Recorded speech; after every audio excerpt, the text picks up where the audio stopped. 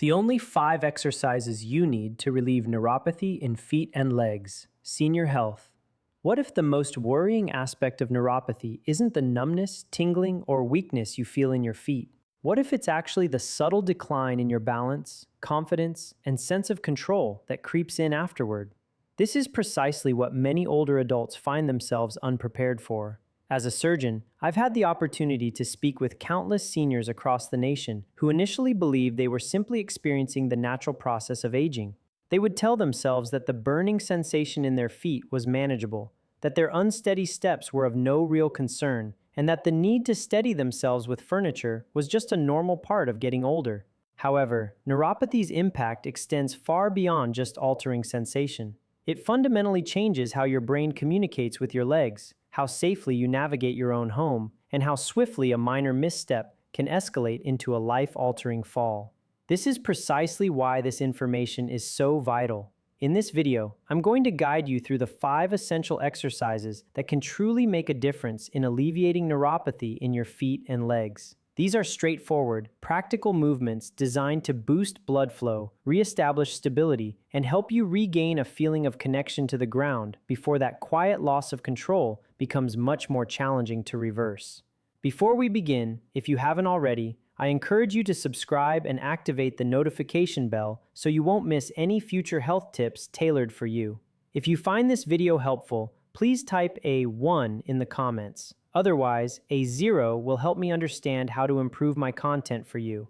Exercise. 1. Seated marching, reawakening blood flow and brain-to-leg connection. Before we even consider strength or balance, let me ask you a simple question. When was the last time your legs truly felt awake? Not just that they were moving, but that they were responsive, steady, and fully connected to you. For many adults over the age of 60, the first thing to diminish isn't physical strength, but rather the clarity of communication. The brain sends its signals, but the legs respond a moment too late. This very delay is the genesis of instability, which is why we always start here. The seated march might appear basic, but from a physiological standpoint, it's one of the most crucial resets for your nervous system. Find a firm, stable chair, not a plush sofa. Ensure your feet are flat on the floor, roughly hip-width apart. Now, sit up tall, not rigidly, but with a sense of being lifted through your chest, as if a gentle string is pulling the crown of your head upwards. This posture is more significant than most people realize, because slouching can impede circulation and diminish the flow of signals between your brain and your lower body. Slowly, lift your right knee as high as feels comfortable, then gently lower it back down with control. Now, switch to your left knee. As you begin to alternate, naturally incorporate your arms, mimicking the motion of walking. Right knee up, left arm forward. Left knee up, right arm forward. The most important element here, which many people miss, is to avoid rushing. This exercise isn't about speed, it's about precision in your movements. Each lift is a message being sent, and each step is a signal being received. If your feet are numb, you might not feel much initially. That's perfectly fine. Keep going. What you're doing is reintroducing rhythm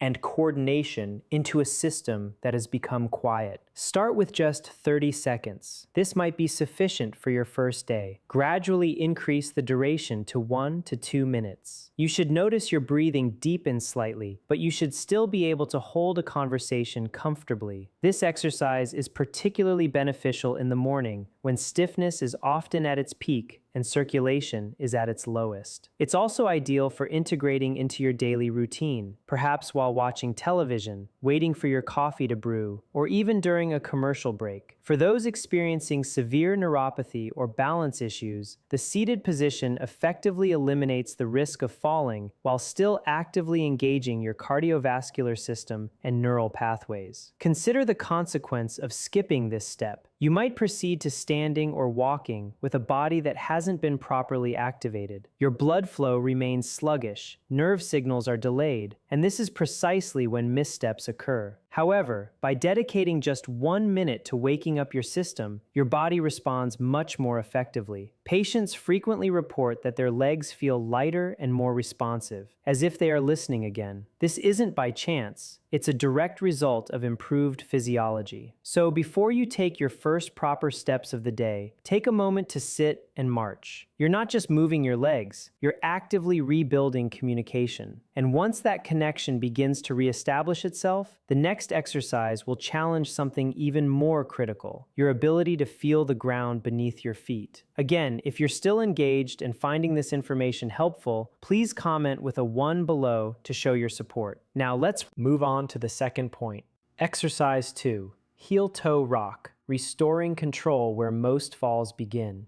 Let me describe a scenario you might find familiar. You're walking across your living room, and without quite realizing it, your steps become shorter, quieter, almost as if you're gliding rather than stepping. This isn't simply a sign of aging. It's your body adapting to a loss of control in your feet. When your toes don't lift properly, even by the smallest margin, your risk of tripping increases dramatically. Unfortunately, most people don't recognize this until after a close call, or worse, an actual fall. This is where the heel-toe rock exercise becomes indispensable. You can perform this while seated or standing, depending on how steady you feel today. If you're uncertain, begin by sitting in a sturdy chair with both feet flat on the floor. Sit tall. Remember, posture is still important here because it influences how your weight shifts. Now slowly lift your heels off the ground, ensuring your toes and the balls of your feet remain firmly pressed down. You should feel your calf muscles engage. Hold this position for just a second, then gently lower your heels back down. Next, shift your weight backward and lift your toes up, keeping your heels grounded. You'll feel the muscles along the front of your lower legs, your shins, activating. Now alternate between these two movements, heels up, then toes up. The key distinction between simply performing this exercise and doing it effectively lies in the pace. Most people rush through it, bouncing and losing control. I want you to move slowly enough to feel every phase of the motion. When your heels lift, notice the pressure in your toes. When your toes lift, feel how your weight settles into your heels. This isn't merely about muscle work. It's about retraining your senses. You are teaching your brain to recognize pressure again, to understand your weight distribution and how to adjust it. Begin with 10 repetitions. If that feels manageable, gradually increase to 15 or 20. Take your time between each repetition. If you feel confident, you can progress to performing this exercise while standing, with your hands lightly resting on a countertop or chair for support. Standing introduces an additional layer of challenge, forcing your body to stabilize itself while shifting weight, which is precisely what occurs during walking. This exercise is particularly beneficial if you've noticed yourself shuffling your feet, catching your toes on rugs or steps, or feeling uncertain when stepping off a curb. These are early indicators that your body is losing its natural toe lifting pattern. If left unaddressed, this is often where falls begin. However, with regular practice, a significant change occurs. You start to feel your feet again. Your steps become more deliberate. You lift your toes without conscious effort. Patients often express surprise, saying, "I didn't realize how much I had lost until I felt it coming back." That increased awareness is incredibly powerful. So don't just go through the motions, actively pay attention to them. Because in the next exercise, we're going to take that newfound awareness and connect it to something even deeper, your core and your brain working in tandem to keep you upright. Exercise 3, seated diagonal reach, rebuilding coordination between your brain, core, and feet.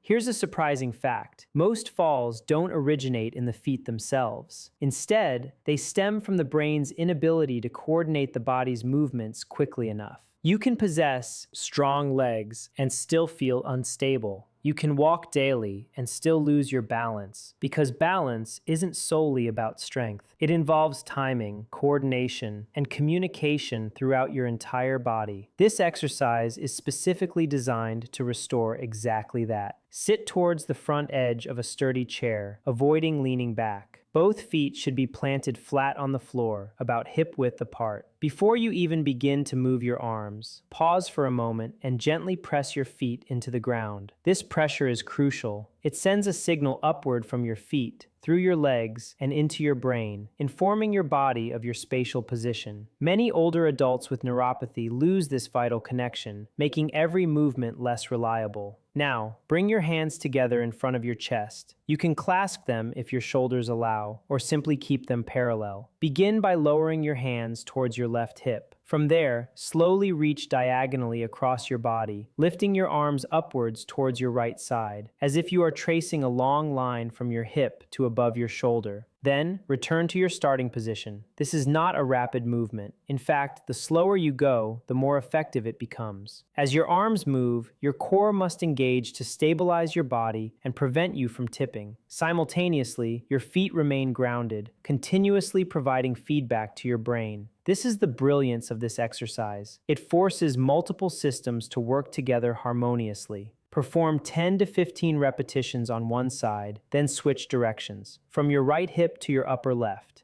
Now let's discuss what you should be feeling. You might notice your torso engaging and your balance subtly shifting, even while seated. This is a positive sign, indicating that your body is activating those deeper, stabilizing muscles that are often underutilized. If you feel unsteady, slow down the movement even further. There's no benefit to rushing through this. And if you have limitations in your shoulders, simply reduce the height of your reach. The diagonal pattern is more important than the extent of the movement. This exercise is particularly important if you've experienced difficulty turning while walking, felt off balance when reaching for something, or hesitated when changing direction. These are all situations that require quick coordination between your brain and body. If that connection is weak, instability is likely to surface. Now here's an aspect many people overlook. If you avoid movements that challenge your coordination, your brain gradually loses its ability to respond efficiently. It's not just physical decline, it's a neurological disengagement. However, with regular practice, you can retrain this essential connection. Patients often share, "I feel more in control, as if my body is working together again." This is precisely the outcome we aim for. So, take your time with this exercise. Stay present with each movement. Feel your feet pressing into the floor, your core stabilizing, and your arms guiding the motion. Because in the next exercise, we're going to take everything you've rebuilt here and challenge it in the one position most people tend to fear the most, standing on one leg. If you're still watching and finding these insights valuable, please comment with a 1 below to let me know you're with me. Now, let's continue with the fourth point. Exercise 4, supported single leg stand, rebuilding balance where it matters most. There's a subtle moment that many people don't consciously acknowledge. That fleeting second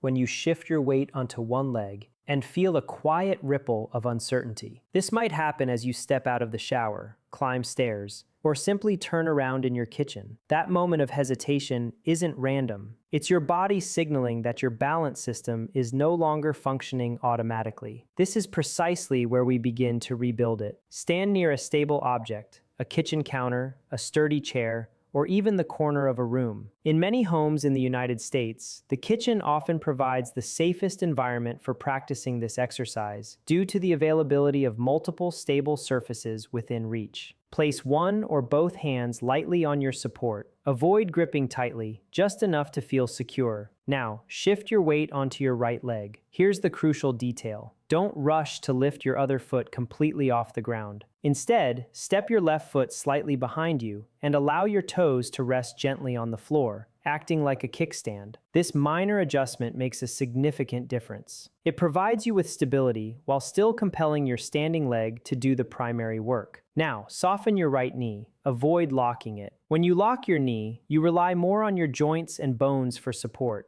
However, by maintaining a slight bend, you actively engage the muscles in your thigh, calf, and ankle. These are the muscles that actually protect you from falling. Hold this position for 10 to 30 seconds. Pay close attention to what you feel. You might notice your ankle making minute adjustments, a subtle tremble, a constant correction. This is not a sign of weakness. It's your nervous system re-engaging. Those small movements represent your brain and body communicating again in a rapid, your toes. I've encountered patients who could walk, stand, and even exercise, yet when asked to move their toes with control, they were unable. This wasn't due to weakness, but because the neural connection had gone silent. This is the often hidden aspect of neuropathy. The smallest muscles in your feet gradually cease receiving clear signals. When this occurs, your foundation becomes unstable without you even being aware of it. This is where the towel scrunch exercise becomes incredibly effective. Sit comfortably in a chair. Place a small towel flat on the floor in front of you.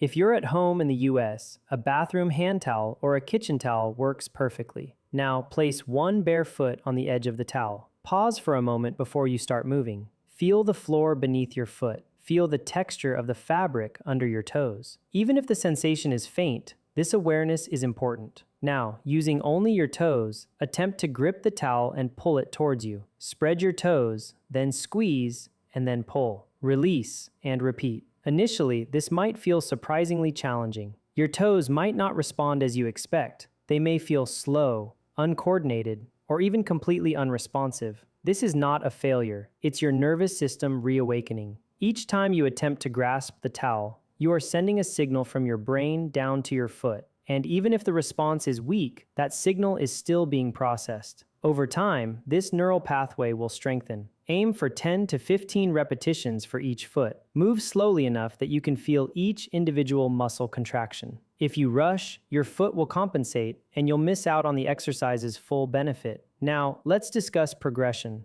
As this exercise becomes easier, you can replace the towel with small household items like marbles, coins, or even a pen. Try picking them up with your toes and placing them into a small container. This adds a layer of precision, which is exactly what your nervous system needs. This exercise is particularly vital if you've noticed that your feet feel numb or unresponsive, you have difficulty gripping the floor when walking barefoot, or you feel unstable on uneven surfaces. These are all indicators that the fine motor control in your feet is diminishing. And here's the consequence. If nothing changes, your body will begin to rely more heavily on your eyesight for balance. You'll find yourself constantly looking down, your posture will shift, and your confidence will decline. However, when you rebuild control in your feet, something remarkable happens. You start to trust the ground beneath you again. Your steps feel more secure, and your movements become more natural. And that quiet fear lurking in the back of your mind begins to fade. So take your time with this exercise. Remain patient. Stay consistent. Because once you combine this with everything else you've just learned, the true transformation will begin.